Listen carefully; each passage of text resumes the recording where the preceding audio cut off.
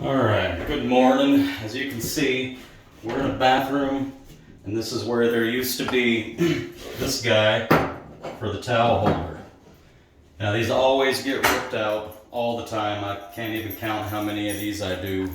So what I used to do is I'd come over and, depending on what the holes were and if I had the right types of anchors, maybe widen the hole up a little bit, stick a different anchor in, maybe end up doing some patching, maybe move it over a little bit so I can screw into good sheetrock and then patch and paint this. Wasted a lot of time. So what I do now, here's the piece here, and as you can see I've stuck some toggle bolts through it. And then I come over here and I just run flathead, just regular flathead screwdriver, common slotted screwdriver, which opens those holes up just enough. And then I can take these guys, shove them right in.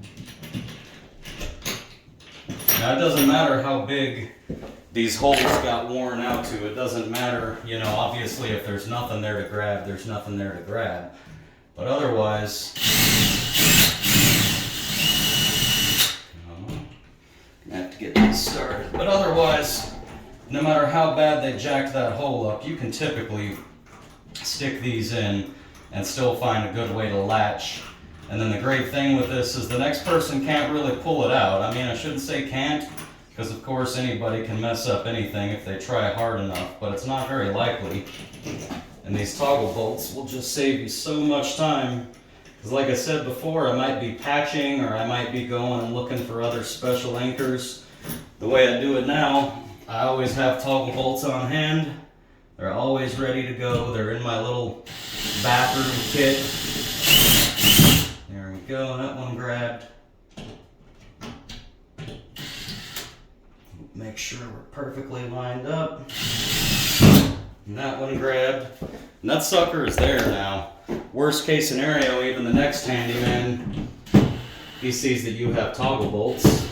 And all he's got to do is tighten them down as long as nobody ripped the sheetrock out. And then we can pop this bad boy back on. I also always keep one of these. I'm about to actually make one of these to put on my key ring that's nice and small, so it's just always there, because I can't count how often I need this screwdriver and just can't find it.